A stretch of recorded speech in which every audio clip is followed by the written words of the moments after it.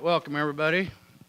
I just want to remind everybody this is a work session. There is nothing that we are voting on or deciding on today. This is just for all the commissioners to discuss the upcoming agenda. We have a sign-in sheet. Hopefully, everybody got signed into it. When we have the open to the public, please go to the podium, name, address. You'll have 2 minutes to give your statement and comments. After that, we will listen and take it in. After that, we will start the discussion.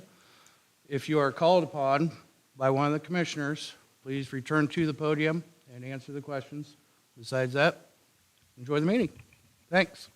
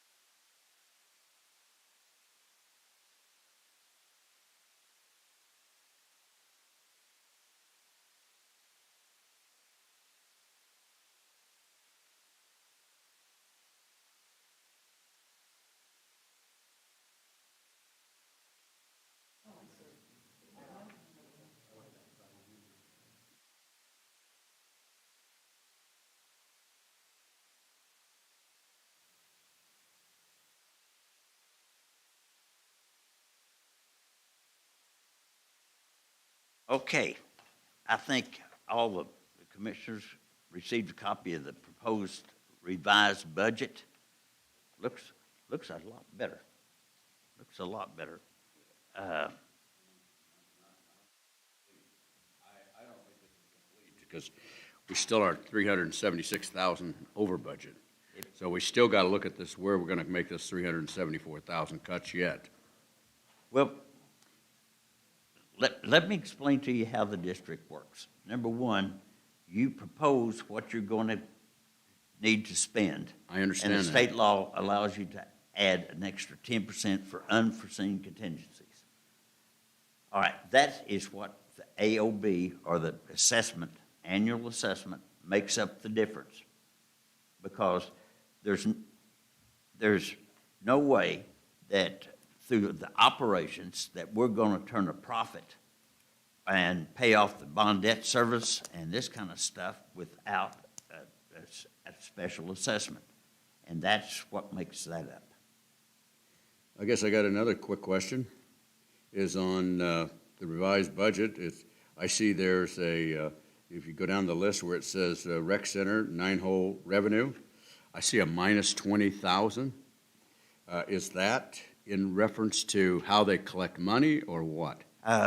That minus 20,000, if I looked at it right, is what they're pulling out of the rec center revenue for the golf, for the 9-hole golf revenue.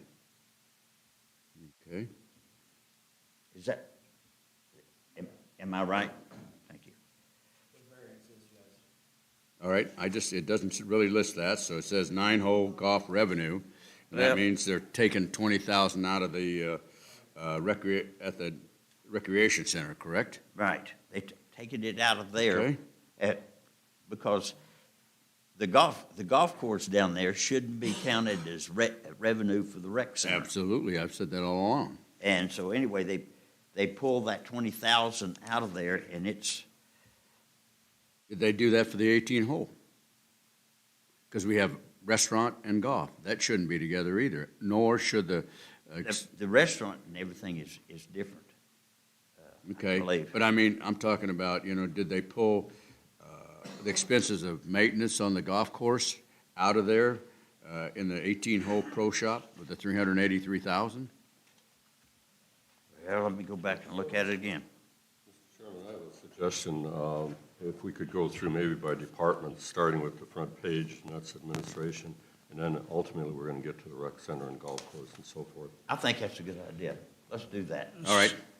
So just so you know, in the variances, the red is what we cut to save. So if you look at the recreation budget by line, we're actually saving, in that part, we're actually saving $10,000. So the red can also, in this point, is what we've cut out of the budget, not what we're loss of. Well then, Mr. Chairman, I'll ask on the front page on water, let's see, we're in water. And my question is, if we, actually we should come out even on water, what we sell and what it costs to produce water and collect the sewage in the sewage plant, but we're way over on that. Do you have any word on a water study that was supposed to be done when Mr. Presley was here from the state? As far as our cost of water, what we're charging people, they were going to come in for free, they were going to do this water study. I have not seen any results of that water study. Have you, Rich? She emailed it Thursday, and we're still waiting on it. So hopefully we'll get it pretty soon. I mean, what we're waiting on right now. But would you agree that it would be a pretty good idea to break even? I mean, if you need more money to collect water, pump water, drill wells, so forth, you would have to, we can't have deficit $200,000 a year in water. After 10 years is $2 million that we don't have and we haven't collected. So my question is, Well, the operation expense part of it is $73,000. yeah, The other is, well, there's 270, well, there's 202, I guess, in bond debt service okay, that has to be paid. Yeah. So that's why that turns Okay. into the red. yeah. I understand, but the bond, it started in '06 and now it's a 20-year bond or so. But that's not bonded debt, and it's not what I'm talking about. Rich, it's the daily and monthly operation of the water department and sewer. Wouldn't it depend on that water study, whether we're going to raise rates? Or what I'm saying, I guess I'm not saying it correctly, is we shouldn't be borrowing money from one department to pay for water if they're short. You know, the water should pay for itself, should it not? Yes, and with that, with the UV project, we're doing, the rate study is basically for that. Okay. And then we will add on to the sewer cost for the UV. The other one is the debt service for the prior stuff. Okay. As far, if it wasn't for the wastewater debt and bonds that we have in loans, the water department itself actually does make enough to cover its expenses for the most part. Okay. So the UV system, we're going to get a short-term loan on that, not a short, low-interest loan, and that's going to be coming up. It's got to be done by 25, right? Yep. 2025. Yep, and we're working on doing the advised budget for that, and then what we're going to have to add to the sewer rate to offset that. Okay. So when we get this water rate study, if we're not asking enough, they'll make a recommendation for what our water rate should be in the future. Yes, I'm sure they'll come at us with a total plan of what we should be at, what the surrounding areas are at, cost of making the water, what we should be charging for the water. It'll be a full study. Well, I know that was in your background, so I appreciate you keeping us up to date on that in terms of where we are. Okay, thank you. Sure. Rich, was there any money cut from the administrative budget? Yeah, we cut all the training, travel, we cut out a bunch of stuff out of it. I'm not seeing it on the first page of the revised budget. If they were, if they were cut, so like the training, mileage, meals, lodging, and all that, that is what was already spent before I got here, or before we started, and now it's at zeros. So what was spent already, we kept in there, but then we zeroed everything else out. All right.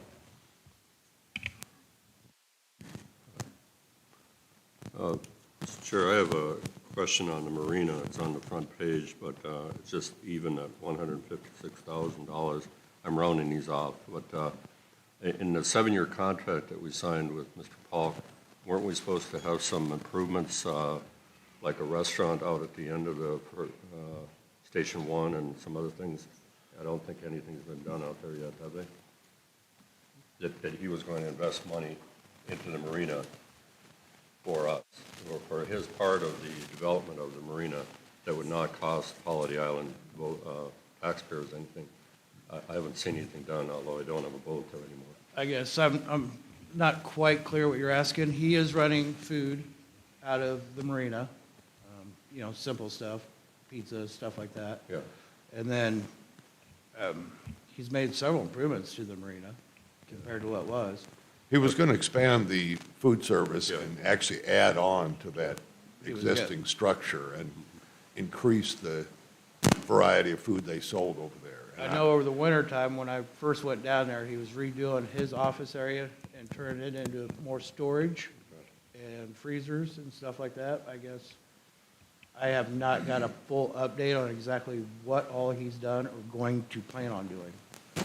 I guess one of my concerns would be if any of the lots, the spaces that were taken away that were previously being paid for by boat owners and boat renters, if we're losing that as income to HICID,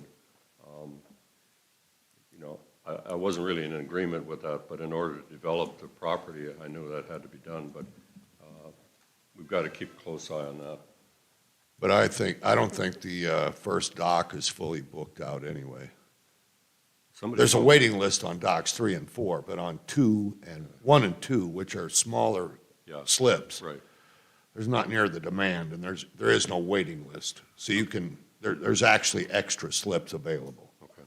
for small boats, which I assume he's using a couple of those small slips, or maybe only one slip up there next to the building to add space for his restaurant. I don't believe he's did any expansion. He has not, as He of has yet, not. no. No, I don't think so. Thank you. Expanding the building itself, he has not. He has just been utilizing what he has and moving stuff around. Right, I agree with that. Okay. So where do you want to go next? Well, has anybody got any other questions concerning the budget revised? Yeah, I have questions concerning the labor at the rec center. Okay, And what I'm basing that on is at the clubhouse on Mondays and Tuesdays, one person, Jana or whoever, can check in 40 golfers, take their food orders, rent them carts and all that, one person. But at the rec center, to check in a swimmer, it takes 2 or 3 people. I just don't understand that. I think that the rec center is a one-person job.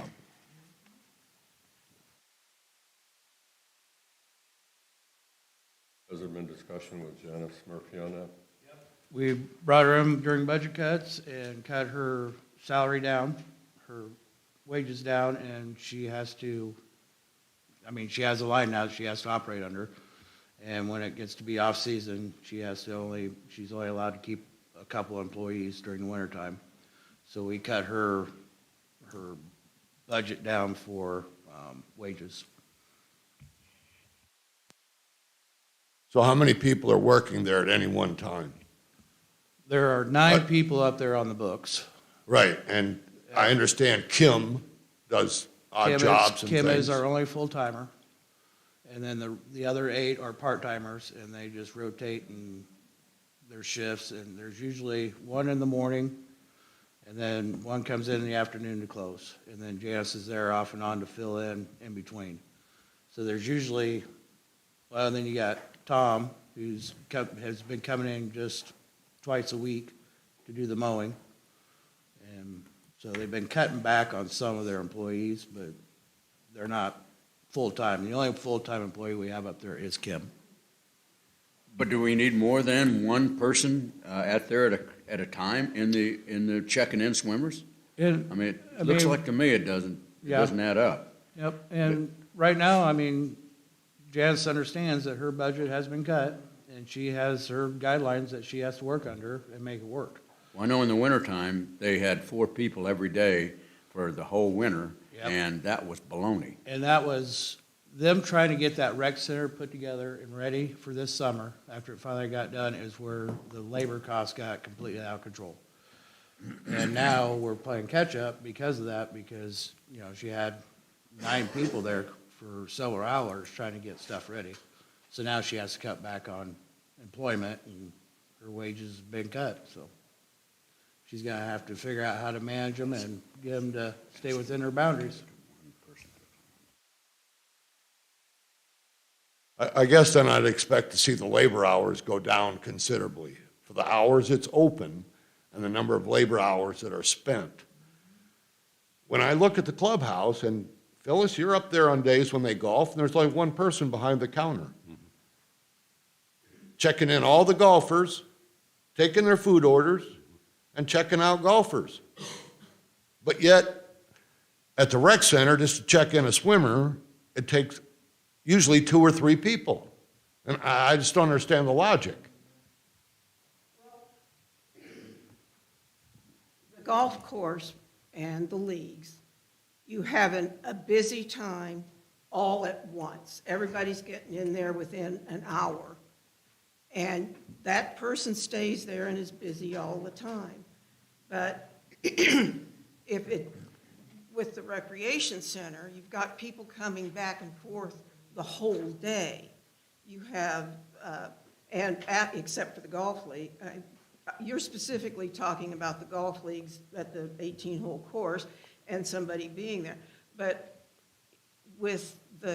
because you've got to cover odd hours and not necessarily a rush time, there's probably a rush time at some point, 9 o'clock in the morning at the pool where the activities are going on, the water aerobics and those things.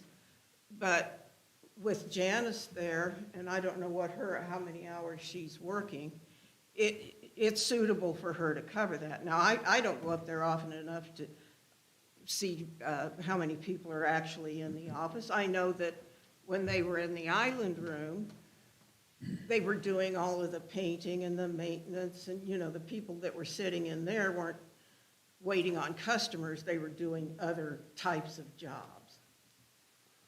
Well, Mr. Chair, one of the things that I've noticed over the 18 years I've been here, and Janice took over maybe a year after or 2 years after I was here, but she had an office over in the old rec center, and she would rent the barn, she would rent the ballroom, she would rent the other facilities that we have, and that was mostly her job. And she supervised the rec center as well. Now I think that's done by Lauren up at the country club, and I don't think she does the barn, but there's not very many rentals there. So the job has shifted. So I'm in agreement with Doug that I was over there one day with Lori, and just as the new building opened, and she was doing fine with one person. We made the building so you could look out at both pools, big window, right? Now, they're not lifeguards.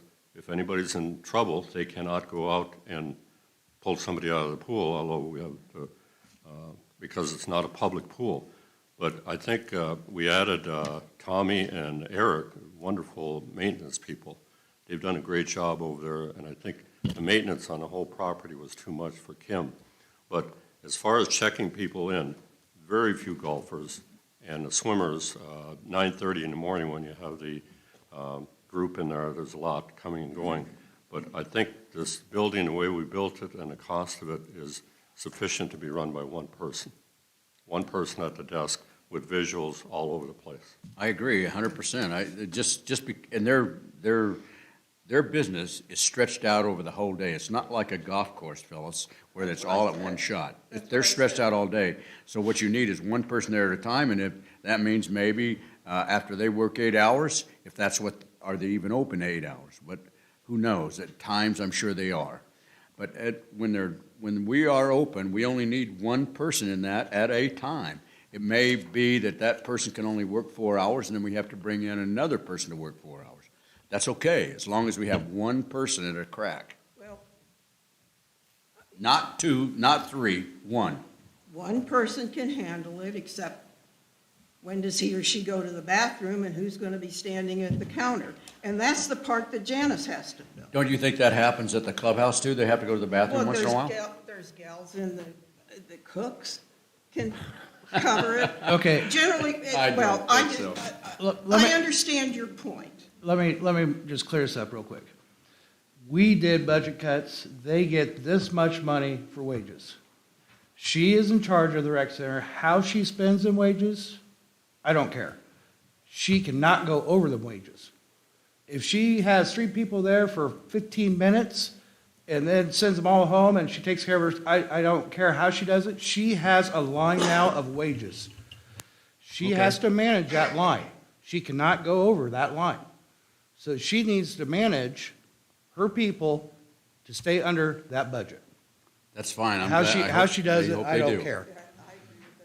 long But as as they long as do. if she starts going over that wages line, then we're gonna have problems and I'll step Then we'll in. have to come out of her wages. Yeah, but right now, she has a line of wages. She has to manage the people and make sure the doors are open and stay within this budget that we made for her. Okay, I'm fine with that, as long as we stay within that budget, but not like maybe buying $6,000-7,000 worth of stuff without having any correspondence with you. Unless it's something major of maintenance, this is her budget line, and she has to perform within that budget. Every department right now has got their revised budget. Once we pass this next Monday, they will stay within these boundaries, unless for unseen purposes. This is what they gotta do, this is what they gotta manage, and this is what we expect from them as a HICID. Okay, I'm fine with that. Is there any other comments concerning the revised budget? Ma'am? No, never mind.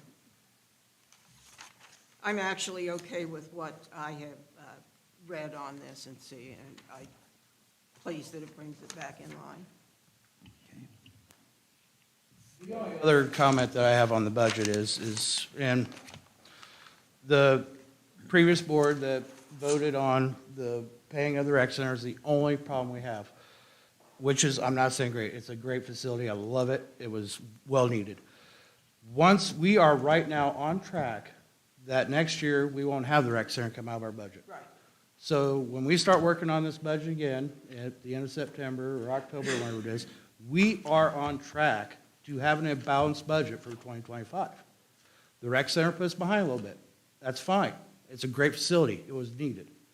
But now, we are on track for 2025 in the future of keeping this HICID at a At a balanced zero budget. budget. Balanced That's budget. the way it should be. I had one question on the third page, I guess, with insurance. We went from 200,000 down to 145, so it was a $55,000 decrease. Were those insurance premiums picked up under other buildings or other departments or anything? That is what the insurance company actually saved us this year when we redid it. And that was amazing on their part, because with the deficit we were showing on the books, we're lucky we even got insurance at all, so. So we had lower rates. How long is that rate good for? 1 year, 3 years? I don't know. I think it might be just a year. We'll see if Carrie sends me a text here in a second. All insurance companies, or the vast majority of the insurance companies, are mutual companies. And so therefore, we're paying for the fires in California. That's part of what you pay whenever you pay your homeowner's insurance and all this other kind of stuff, and car insurance, far as that goes. So to say that you have the same rate for multiple years is difficult. I don't know of any insurance companies that say, okay, I'll give you this rate for 5 years. Most of them, they adjust every year for what they have to pay out because they are mutual insurance companies. Is there any discussion from the floor on the budget?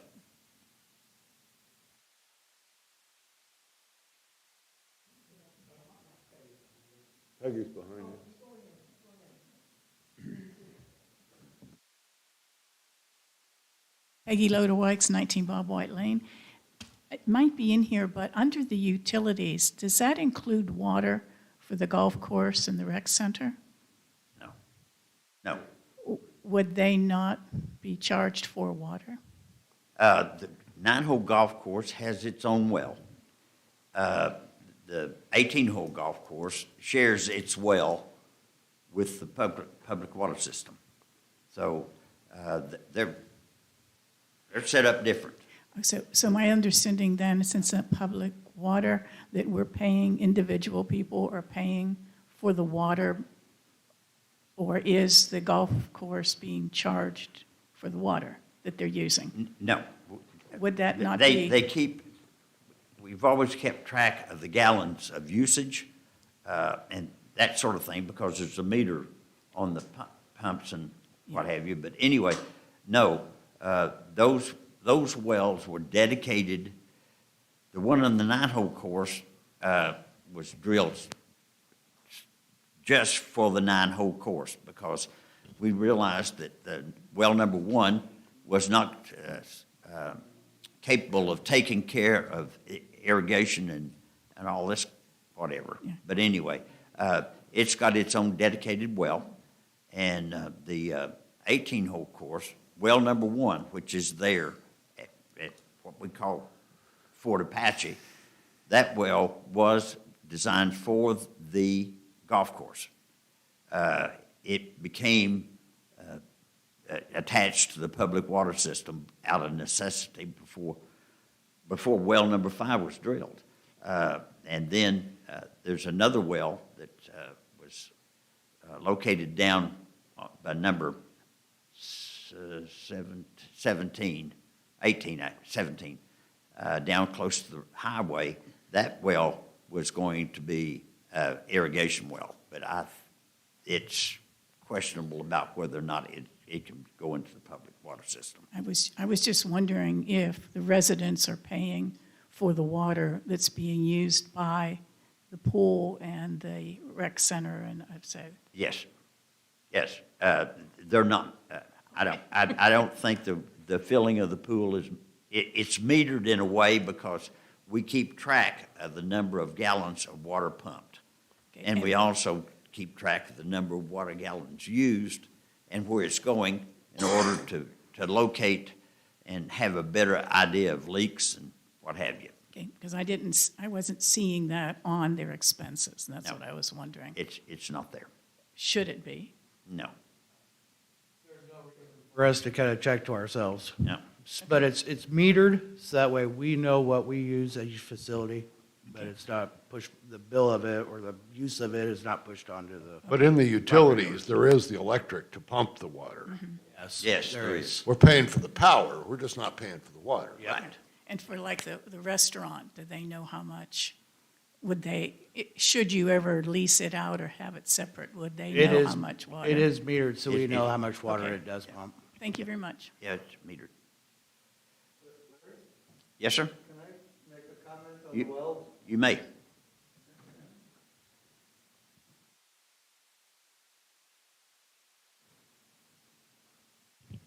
Dan Keys, 120 Holiday Island Drive. Well 7, the one by number 17, T, is not used for drinking water because it's too close to the highway to be used for potable water, and the casing isn't deep enough in the ground. So that well is used exclusively for irrigation for the golf course. So that's the way it's been, ever since I've been around here. They may use well, and I think it's well number 4, actually, in Fort Apache. And, they may have to tap into that for irrigation water once in a while, but to my knowledge, they don't. I think they're separated plumbing-wise. Okay. Thank you.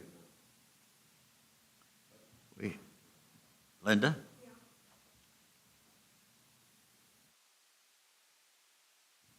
When I was looking at the budget, I looked at the one that was, your starting budget for this exercise, I'm sure, was the one that was posted on your website called the 2024 budget. And it was passed November 20th in a meeting.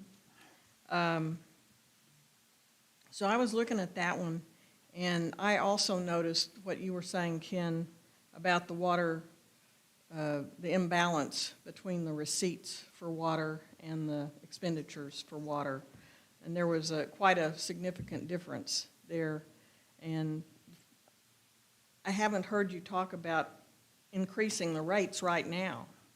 I mean, that's a good way to, stop the tide before, and you're going to have to increase them anyway when that water study comes in, because they're going to see how much it's costing us to provide water. So why not bite the bullet and change the rates right now so you get the benefit for the rest of the year? Because you're losing money every day on that water and have been for a while. So that's my thought there. I know it hurts to pay more for water, but that's what it's costing us.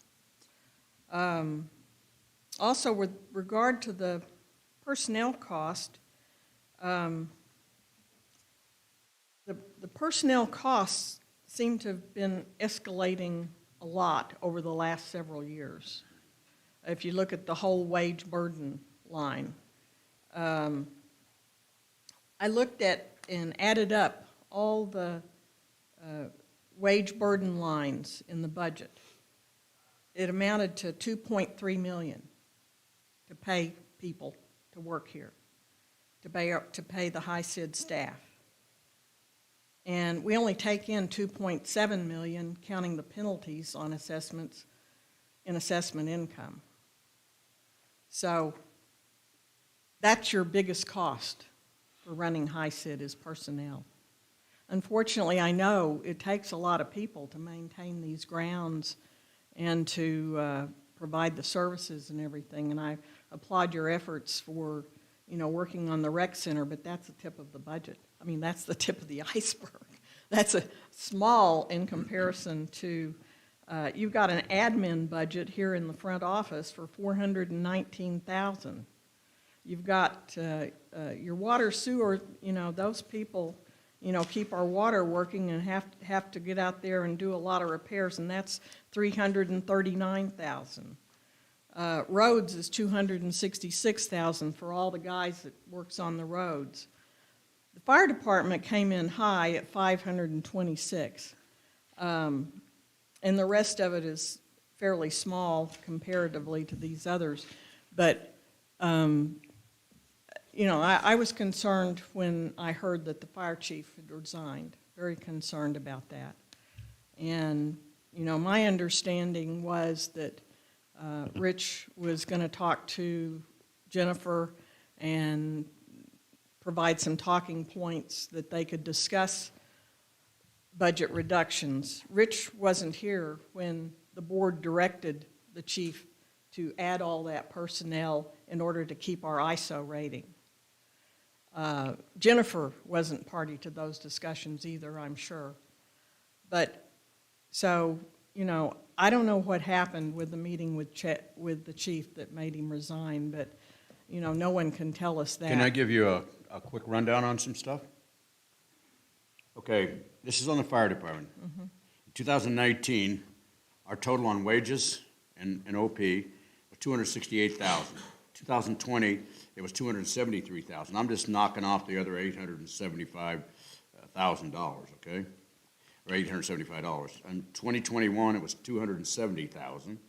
In 2022, when the new chief took over, it jumped up to Now, keep in mind, it was really, really close, within $2,000, and for 3 solid years. If the new chief took over, the budget went to 390, or the wages went to 394,000, and in 2023, the wages went up to 443,000, and in 2024, the wages went crazy at 733,000. Almost 3 times the level, and this has got to be looked into, and we are looking Absolutely. into it now. So I think Absolutely. that's the big question right there. Yeah, I agree. Chief didn't take over until December of 2022. Yeah. So the 2022 wages were under Chief Ledbetter, not under Chief Bates. This is right off the books, ma'am. She Again, knows. Chief Bates took over December of 2022, December 12th, 2022. Okay, So he had nothing to do with the wages for 2022. If you want to talk, you can wait and step to. okay. Sorry, just correcting the book. No, I know the wages are a problem with the fire department, but I think there should have been a public discussion at a board meeting. Rich does not have the ability to set the budget without a board approval. That's why And we're, y'all That- didn't have a discussion about it. in That's why we're public. working on it today. that's what we're here today for. I didn't hear any discussion before I stepped up to the podium about it. This is the work session for For- the go- revised budget. I know. Revising the budget. I know. This is not the revised budget. I hear you on that, Okay, we're just looking at it, yeah. okay? But you were about to close the discussion without talking about the fire department budget. So, anyway, I opened the door to it. Anyway, I agree that, that is a huge budget and it's unprecedented in the history of Holiday Island. But I felt like the fire department, the head of the fire department should be able to talk about why those personnel requests were put in and approved by the board last year, by the way. So, and then you want to change it now, but, without any discussion about it. So, We made lots of improvements over the past couple of years with the fire department. Number one, we updated equipment. We got equipment that was needed. The ISO ratings were faulted by the fact that we did not do a lot of hydrant testing. Hydrant testing is, now, you understand, I'm speaking of 30 years ago when I was assistant fire chief for the volunteer fire department. But we had a gentleman that came up and that gave us training from North Little Rock. He was a former fire chief in North Little Rock. Also sat on the ISO board. And he said, let me tell you, the most important thing that you all can do is keep good records, and number one, good records on the fire hydrants. That is the most important part, or not the most important part, but it's a major part of how ISO ratings were done. Well, those records weren't kept. So I don't know what happened. They were kept really good for the period that I was on the fire department. But other than that, I don't know. But anyway, but there was lots of improvements made by Chief Yates simply because of updating the equipment and stuff. yeah, but another big factor in the ISO rating is your personnel, how many personnel you have covering. And that was one of the things the board approved, was getting more personnel in Well- order to ensure we would get a good ISO rating. The ISO rating for Bearville's Fire Department, you know how many people are paid there? You know how much the chief makes there? Last pay period, we paid 4 full-time employees and 6 part-time employees. And that's not even including the $10,000 we paid out for April, May, and June for the volunteers. So I don't feel like staffing is ever going to be a problem. Once a fireman, always a fireman. They're going to be there regardless. Isn't the IO rating, that basically just details for only that rating is only for businesses. It doesn't affect homeowners whatsoever. Oh, yeah, it does. Oh, It yeah, does it affect does. homeowners. It does. Because it raises Yes, it their does. rates. But it raises their rates, but they rate it basically for businesses. That's how it's rated. Can I bring up another item outside of the fire department? I have one more thing to say. Yeah. On the fire department first. This email from Jennifer outlining the budget from 2020 through 2024, the numbers that were given were total budget, not just wages, just to clarify that. Those, starting at 274 and ending up at 444 for 2023.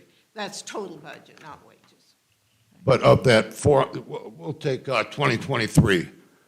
The total was 443,000. That's with the operating expenses. The wages alone were $325,278.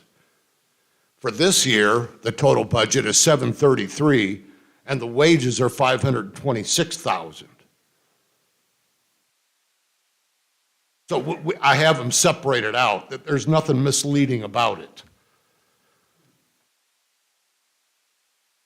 Randy Yates, with benefits and everything, was at a salary of $97,000 a year. And it's a volunteer fire department. We cannot sustain $733,000 a year in the fire budget. I'm not arguing the numbers. I'm stating for clarification where the numbers that were given came from. We can talk about the budget. Rich Well, has- the Rich numbers- has the budget under control, and that's the important thing. All the numbers that Doug read were right out of the budget. Yes, that's correct. Okay. They didn't reflect just wages, which is, yes, wages are a big part of it. I just wanted to make clear for anybody sitting there that I didn't want anybody to think the budgets were way higher or, even 10 or 15% higher because all of this was going to wages, and it's not. It's operating.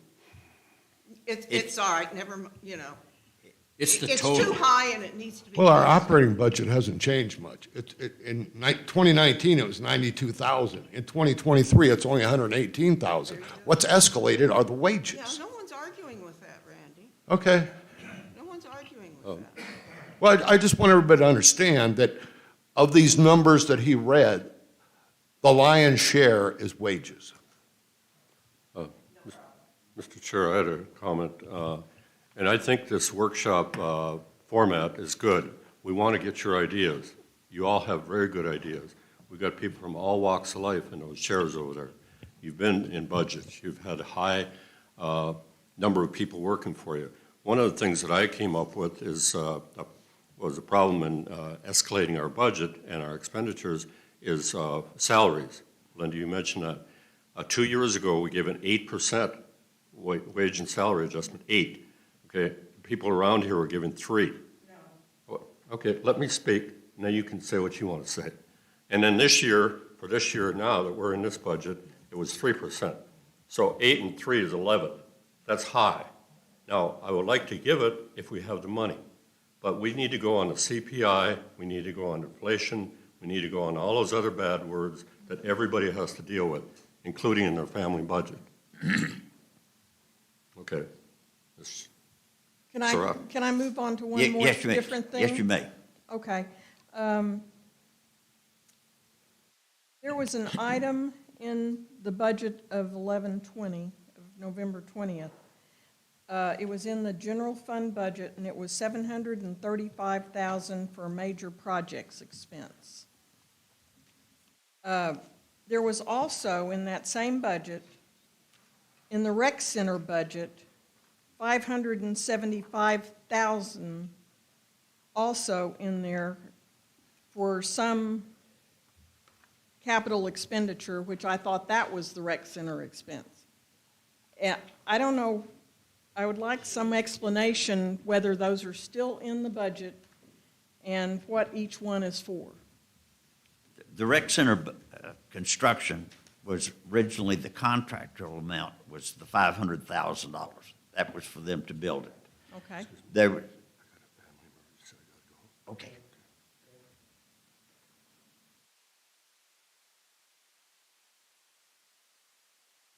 I'm sorry. Anyway, that was the contractual amount that was put in the budget of the $500,000. There were changes, work order changes made. The expansion of the roof.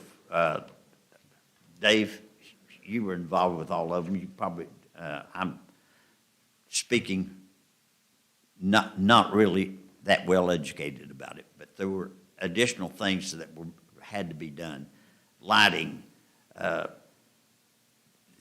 architect was far from being, well, I won't go there. That's another story.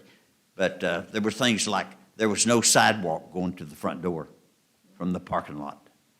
There was also a section of the patio area that was going to be gravel that had to be concreted.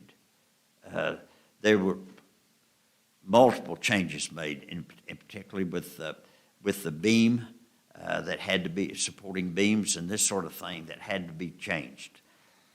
And it turned out to be $800,000. Right. So anyway, what I said was there was $735,000 in the general fund budget for major project expense. And then it was sort of backed out. There was an amount backed out in red that said that was paid for out of the 2023 reserves.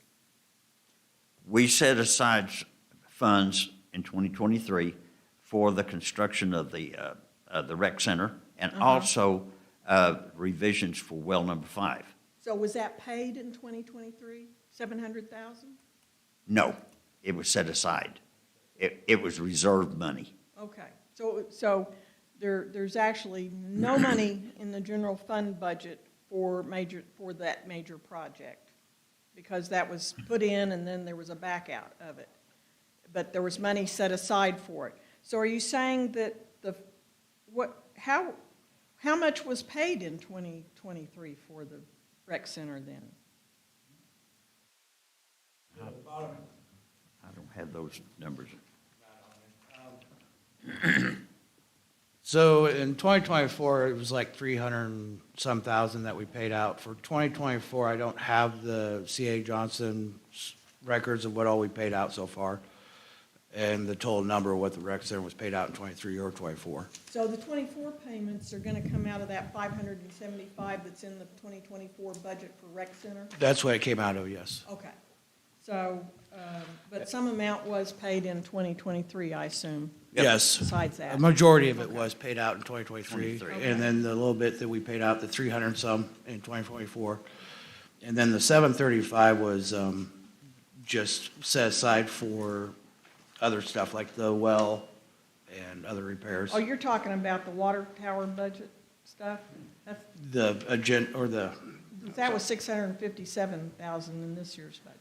Yes. And we removed that from We removed it. consideration. The north well, or the well number 5 we took out, and so that's still in the budget line, it's just not showing that we need it. I will say, in previous years, up until this past year, we've always run a little bit of a net profit in the budget. This was the first year we've seen a deficit. And always in that budget that's filed that year, offsets are shown in that budget. If there are offsets taken out of a reserve fund or something, it's shown in that budget to show that that money is paid for, that certain expenses are paid for out of your reserve accounts in cash that year, so that you can not have a deficit. And I suggest that's what you do on any revised budget you file, because some of that water expense needs to be offset, somehow with a short-term loan or a loan, 2 or 3 year loan, low-cost water loan from the, ADQ or something, or, one of the reserve budgets that can cover that. Well, if the district has money, I don't think that we should go out and pay 10% for a low interest loan, or 8% or Well, 5%. I only say that not to deplete all your reserves at once, And so. when we're earning 2% on our money, if we got money there that is not critical, then you spend that money for Hopefully those you're- projects you're- instead of borrowing money. Hopefully you're earning 4 and 4.5%. Well, we are, we are. But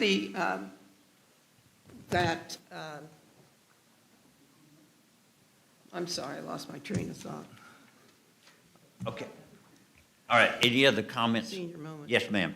Kelly Trahan, 2 Narrows Drive. First, I apologize to the board, and I apologize to Linda for interrupting.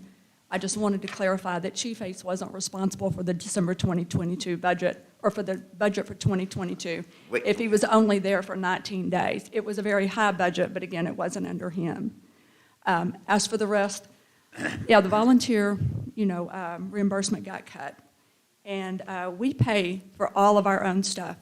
Uniforms, duty boots, the gas in our cars. I ran around Branson, Northwest Arkansas, getting stuff for the fire department tournament, getting donations and that kind of thing. 3 trips to Sam's. I didn't get reimbursed for any of it, and I'm not up here begging to get reimbursed for any of it. I pay for my license. I have to pay for the certifications.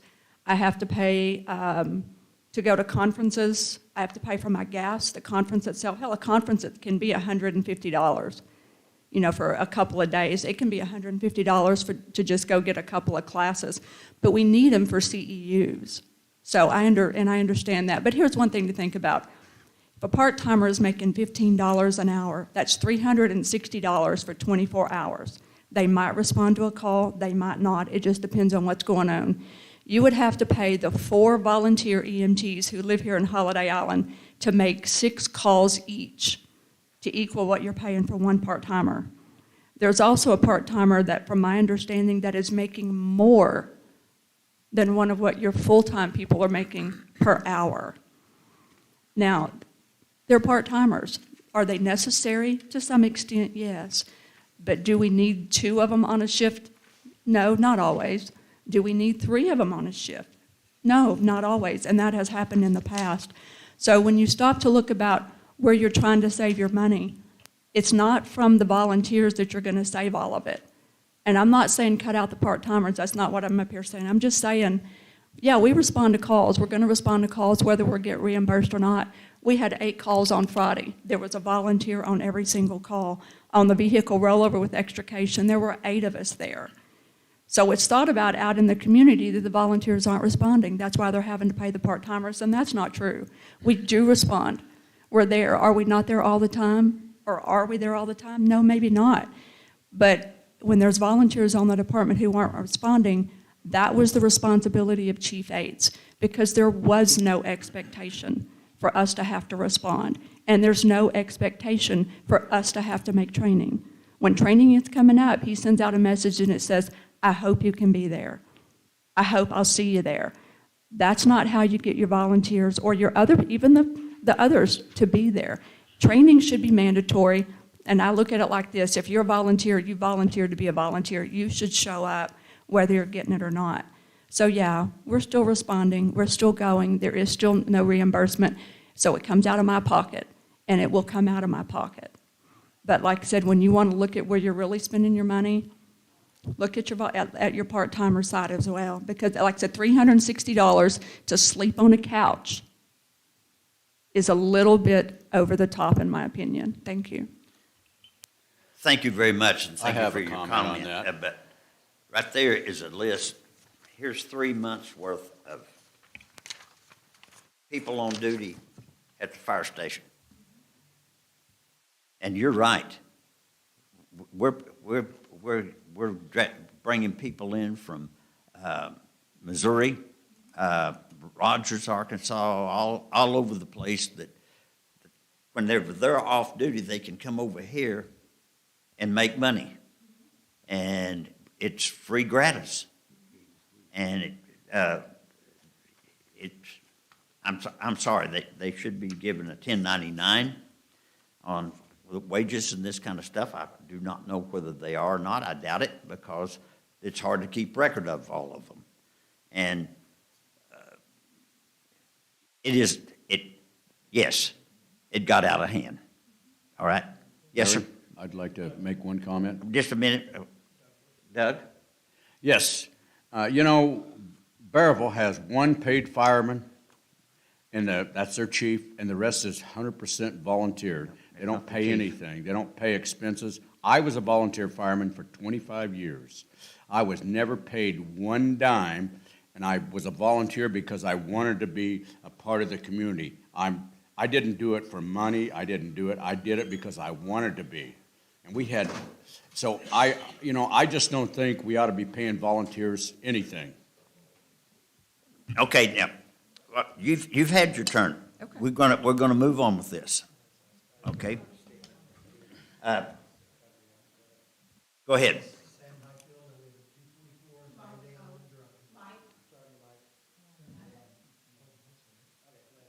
My name is Sam Highfield. I live at 244 Holiday Island Drive, which is right next to the fire department. I don't know. It seems kind of funny. I'm doing an independent study right now. I wanted to warn you all. I just feel like it needs to be done, and I've been going around looking at all your government and everything, and your city hall and your funding and everything, and I'll have that study done by this fall. I'm having the water tested because my physician lives here. I'm not going to use his name because I didn't use his permission. He won't drink the water. It's funny, I go on the Holiday Island website, and there's a comparison apples and oranges. It's kind of funny because he's comparing our water to the bottled water. Well, you know what? If I empty my toilet out, go to Sunfest, and I get a bunch of water and pour in there, I bet there's not that black line around it. Does anybody else have a black line in their toilet from the water? No? I find that hard to believe, but that's okay. It's interesting that we don't have money for a lot of necessities that we need, but we have money for luxuries around here. That's all I'm going to say right now until I get my study done. Thank you. That could be your water line too coming in. If you have a cast iron water line, that could be. Yeah. There's no cast iron Yeah. water lines coming in. Okay. I don't know that. I will say this, where I work, and I take care of the self-storage units out on North Highway 23. I have a bathroom there in my office, and it has a black ring on it, and it's well water. So Isn't all Holiday Island water well water? it's all well water, that's correct, but the limestone and the deposits, mineral deposits that we have here are, in all of our wells, are Halliburton sealed, but there's still minerals in the water that's in the soil that comes through there. The water is tested. It's tested by the health department monthly. And we get ratings back. We get a monthly report back on that, or we did. I'm sure we still do. That hasn't changed. And the water here is safe. And believe me, I can speak from experience that if it were bad, the health department would let you know, and they're not really kind on how they let you know. I had an experience of that when they found PCBs in the water system several years ago, and it all came from the paint in the storage facility on the island. At that point in time, the island and the mainland were not hooked together, thank goodness, because we had to scrub the lines, they had to sandblast the tank, they had to clean it out, and all the stuff to toxic waste dump. Copper's Paint paid for every cent of it. It was their paint. But anyway, what you get, the water is tested by the health department, and it's monitored, and I assure you, it's safe. Ken? Ken Mills, 20 Rocky Top Circle. I just have one question. In the original 2024 budget, there was, I don't know, like $1 million or some big figure budgeted for well number 5. What did we end up there with? You want to address that, Mr. Rich? Yeah. So the problems at well number 5, the original thought was they were going to build a whole new well house Yeah, and then switch it over and then tear down the other one. The other well house is fine. There's electrical issues and some other stuff that we need to address with it. So I guess the way they were approaching it is not the way that I thought was fit. So I took it upon myself to cancel that and stop that production. And we are going to refurbish well 5 with the building that is already there and hurricane-proof and does not need to be rebuilt, which we are still under the process of making sure. The main thing's electrical and the frequency drives on it and stuff like that. okay. So it will be addressed and it will be taken care of. We're looking at 100, 200, I'm hoping to keep it under 300, 300? Okay. but the Thank you. frequency drives are gonna eat up the most of that. And then, of course, you gotta pay for electrician, for labor. And so it's not gonna be $1 million, I'll tell you that. Good. The other thing is, we've also, Dan and the water guys and everything have been doing a great job, and they've already flushed 9 hydrants last week.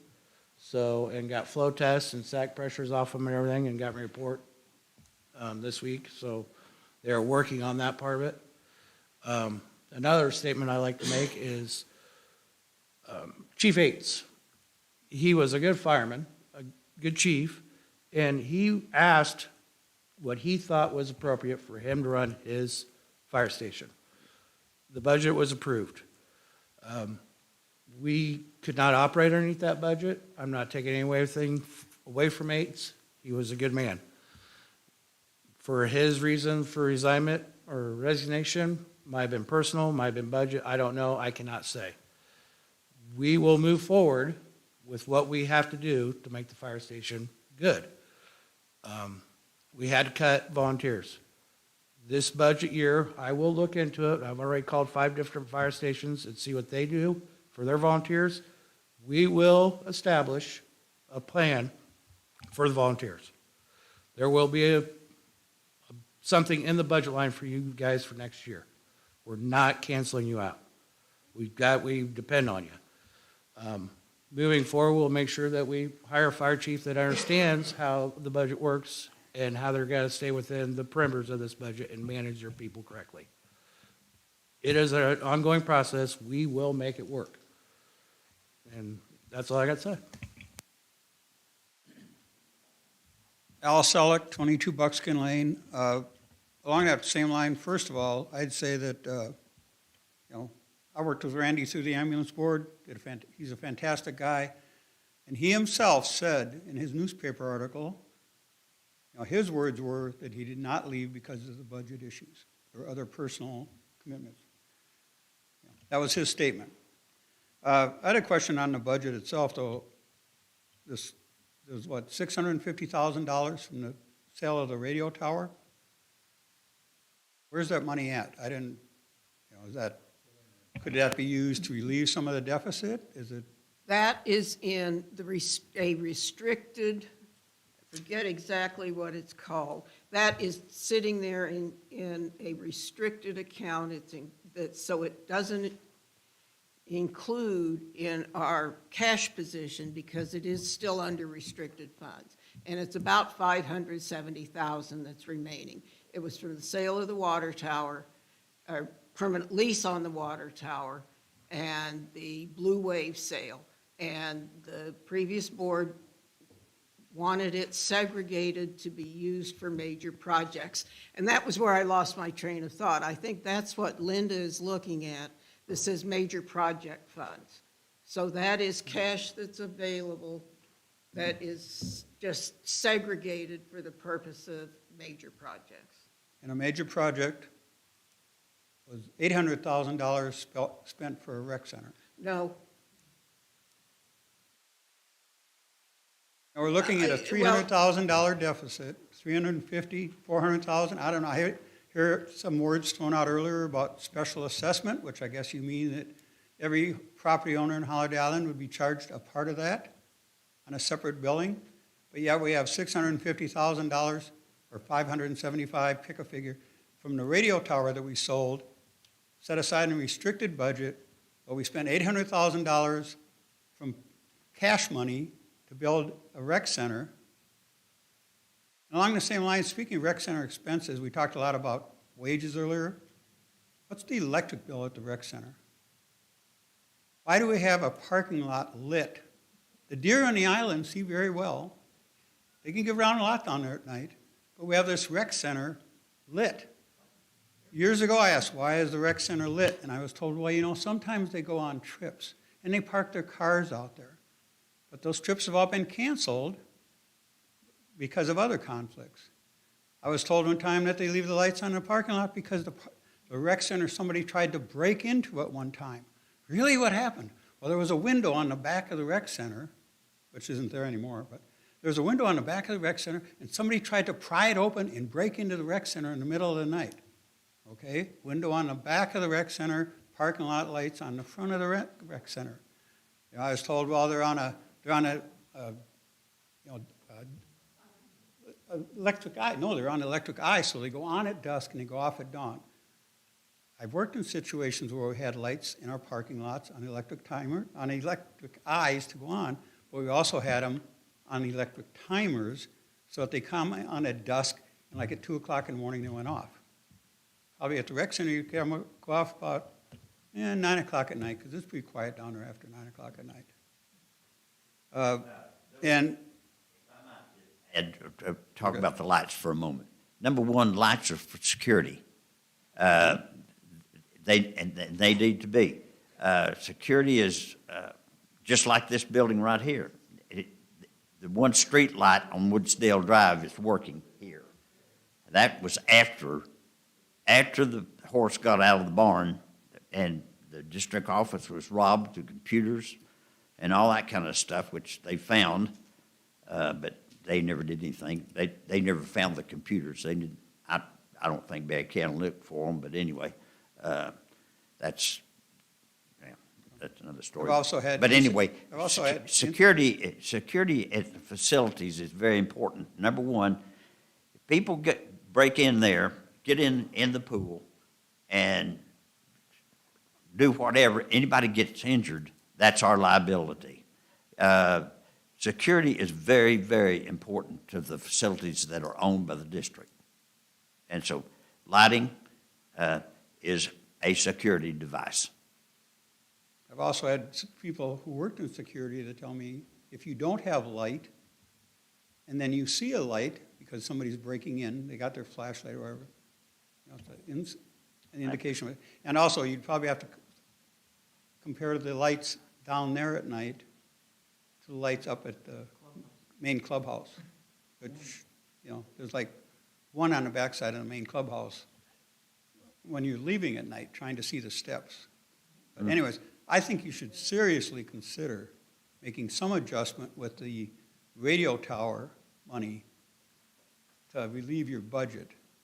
Because maybe the rec center, which started out at what, 300,000? Really should have started out at being a reconditioning of the old rec center. But anyways, you started out at, okay, 5.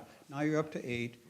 300,000. You take 300,000 out of the water tower, put that against your minus, what you, right now, 350,000. Then you only got to cut another 50. You could have a balanced budget and turn it in that way. Very good. Thank you very much. Okay. Any other discussion on Dave? Hi, I'm Dave Dober, and I live at 31 Oak Point Drive. And I want to just set the record straight, I guess you'd say, on the rec center. Okay, so we first started out with a set of plans that weren't complete enough from a local architect. Then we went to Core Engineering's and got a set. I don't know what was paid for it, but the first set was pretty bad. There were errors in the building part of it. Some of the commodes that needed a 5-foot radius showed a 5-foot radius, but it was going right through the commode. There were no hold downs called out, and I asked them why, and they said, I'm an engineer, this is how it is. I rejected the first set of plans. Second set of plans came back, and I told them that they're gonna have more problems. And we did. The contractor had to keep change order. I think Corps Engineering should be held responsible for these errors. Thanks. Thank you. I couldn't agree more because I believe the gentleman that was in charge, the supervisor of the construction over there for Mr. Johnson's construction company, stated that he was working off the 12th set of plans, revisions. I believe that's what he told me. Dan? I have nothing to say about the rec center. But just a passing comment on the fire department, I heard somebody mention Berryville by comparison when looking at budgets. I just kind of caution everybody to be very careful when you're comparing different fire departments because they could be totally, structured totally different, have totally different responsibilities. I believe the Berryville Fire Department only responds to fires. They don't do any EMS stuff. And if you look at our fire department, probably, 80% of what we do is EMS stuff. So, they're probably, like Berryville's probably covering that either in their ambulance contract or in their police department, where the police department responds to those kinds of issues. So you got to be kind of careful when you're comparing fire departments. And then Holiday Island's fire department, just like our road department, just like our sewer and water department, is way overburdened compared to a normal city because we're so dang spread out. I think we have to have a fire station every 3 miles or something, maybe every 5 miles. Yeah, so that requires that for a city of our size, our population, we probably have, 2 or 3 more fire stations than most departments do. Takes a lot of people to staff all those, takes a lot of equipment to staff all that. So I totally support the idea of taking a hard look at it and not spending more than we need to. But just be careful when you look at other cities to see what they're spending. Dan, I got a question for you before you step aside. Do we charge for emergencies like rescue when we go out there and haul somebody in the ambulance? Well, the 99% of the, like where I came from before, they charged for the units when they went out. And the fire department and the rescue unit was 2 separate units, and they were all volunteer. But they still charged X many dollars because they had to buy units. And that costs a lot of money, and the training costs a lot of money. So I think maybe we ought to consider some kind of charge then. Yeah, I think that needs to be looked at, that it's, I don't know. I don't understand how all of the Holiday Island Fire Department, the Rural Fire District, the mutual aid agreements and everything, I have no idea how all that's set up, who reports to who, who's responsible for all of that. I'm afraid that, you'd probably find that there's, some agreement somewhere that was made years ago by somebody, that prevents us from being able to charge. But it definitely needs to be looked into, especially when we're responding outside of the limits of Holiday Island. Exactly. That's just my next question to you, but we'll leave that for a further date, okay? Yeah. Al? Al Selleck, 22 Buckskin Lane. If I could give a small address to the question of who bills what. Our contract, you look on your county tax bill, you all pay an ambulance tax fee. Money goes to the county gives it back to the ambulance board. We disperse it to the different departments for expenses, plus the majority of it goes to Eureka Springs, who then, part of that contract is that Eureka Springs bills the insurance, bills the people's insurance for ambulance calls. So Holiday Island cannot bill for ambulance calls because Eureka Springs does that. That's part of their cut. For EMS services, that is EMS correct. service. Do they send us the money back? Larry? No, that helps. They get, No. for Well, providing then we need ambulance to service change to that. Holiday Island, they get 85% of the tax collection. Well, I think we need to change that since And we're that's the city amount they now. agreed to. To get the ambulance service here, they get 85% of the tax collections plus whatever they collect from the insurance companies. The ambulance is not here. It's in Eureka. Correct. And we pay for it, and we It's should not- have an ambulance here 24/7. And that is something we are going to address with them. I think that's definitely in order because probably 70% of the calls that Eureka Springs makes is at Holiday Island.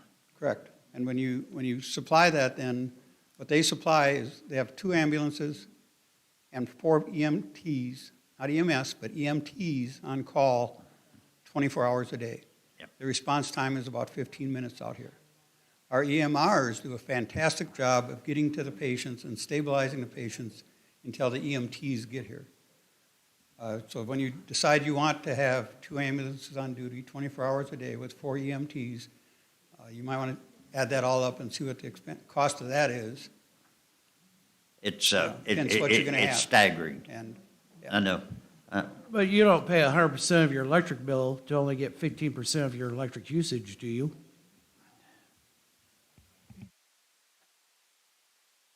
we'll see if we can get you an opening on the ambulance board in the next contract negotiations. We are burning daylight.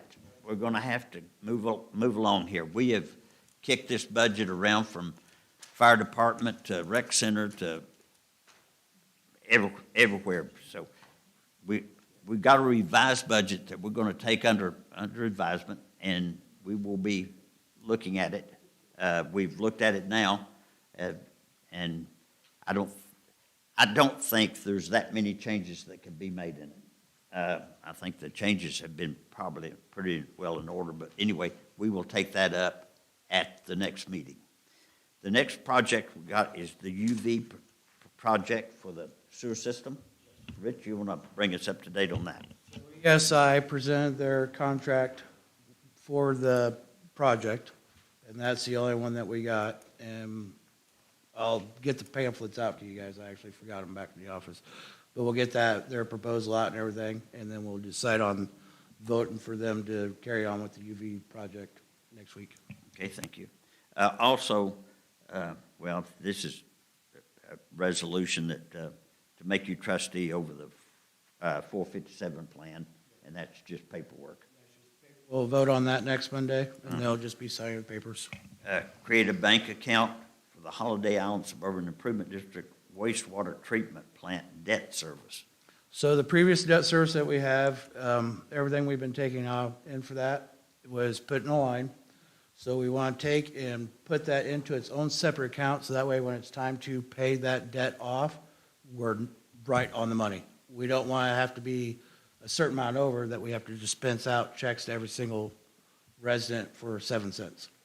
So if we put it in its own separate account, we can actually control that a lot easier, so that way when the final payout is ready, we can make that payout without having to go over or under. It'll be right on. That's for the UV project. No, this is for the previous debt service. Oh, previous debt service, okay. Yeah, okay.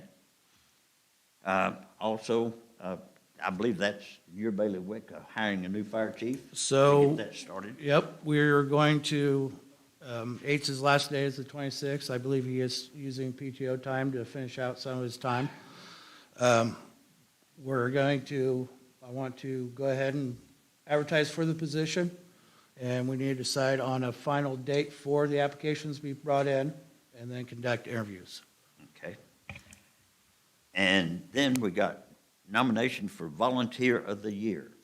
Now, I had a group of people that approached me with a name of the lady that does the library. I'm sorry. Beth is all I know. Okay, Beth, The woman who is managing the library in the clubhouse. she has done a fantastic job. She has. As a matter of fact, I use that library quite a bit, but anyway, then I'm sure that we have other volunteers that we should mention as well. But anyway, we'll get into that, okay? Yep. At the board meeting. Okay. Any comments from the commissioners?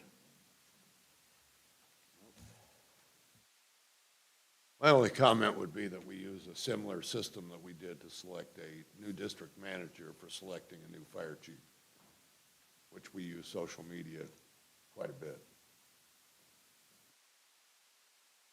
That's in order. I think that's good, yeah. We got good responses in the past. Started on it, but we're grateful that Gary is here to Yes, keep and- things under control. And Gary is acting fire chief right now until we get something figured out. So hopefully he'll be at meetings regularly, so if you got questions for him, he's going to do the best he can to answer everything, and I'm going to help him out as much as I can. Well, this is just me, but I want to personally thank all the volunteers that we have and the people that serve on the fire department and EMS and all of the things that they do. It has always been very varied.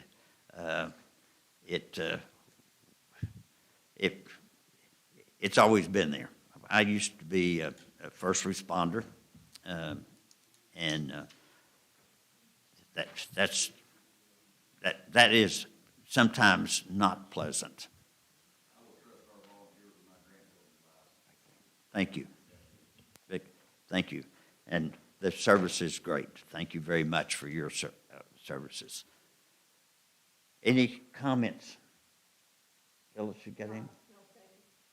I'm sorry, Commissioner Brown had to leave early. He had an family emergency. He had to go. But anyway, keep him in your thoughts, please. Any other comments? Okay, I think I'm going to declare this work session adjourned.